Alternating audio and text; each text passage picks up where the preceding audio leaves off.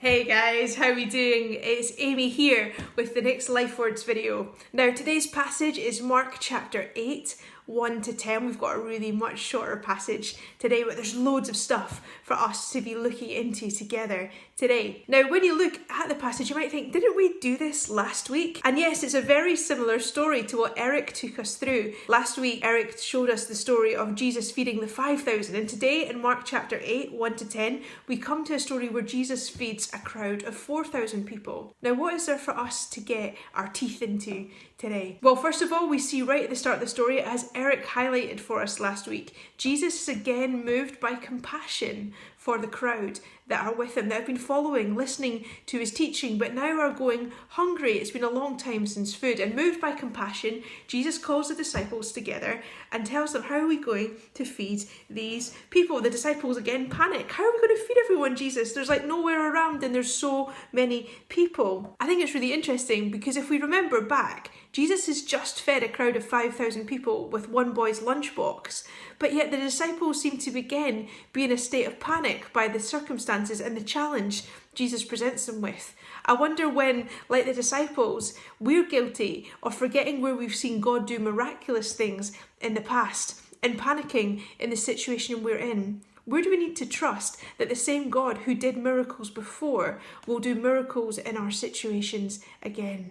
Where have we forgotten the things that we have seen and heard Jesus do that we need to draw upon now in the challenges we face? Anyway, the disciples gather up what's there. They have 7 loaves of bread this time and some fish. Very similar to the lunchbox experience that Eric took us through. But again, Jesus gives thanks over the food. He gets the crowd to sit down. And surprise, surprise, there's enough food to go around. Everybody eats. Everyone is satisfied. And there's baskets, 7 baskets of food left at the end. There were about 4,000 men and then lots of women and children there too.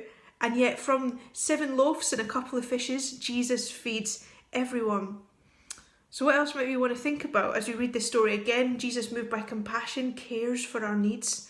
2, sometimes when can we be like the disciples and forget about what we've already seen Jesus do and panic about the situation and the challenges we face rather than trusting God? And 3, here's a last challenge for all of us. Where do we need to trust God with what we have? See, in Jesus' hands, a boy's lunchbox last week, and today 7 loaves of bread and a few fish feed everyone.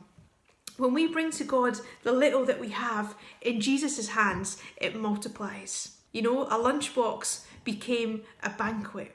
What have you got to offer God back today? Now you might think it's not very much. What can I bring? Even the smallest offerings in God's hands are multiplied and used to bless many people. You know, Jesus wasn't limited by the small supplies he had. Jesus wasn't overwhelmed by how he was going to feed these crowds. He trusted in God his Father. What today do you have to offer to Jesus that he will multiply in his way to bless many people? And where today do we need to remember where we've seen God do miracles in the past and trust him in the situation and the challenges we find ourselves in today? Read the passage for yourself, see what jumps out for you, maybe drop us a comment or a question and we'll get back to you. But we'll see you again tomorrow for the next section of our journey together through Mark. Have a great day. See you soon.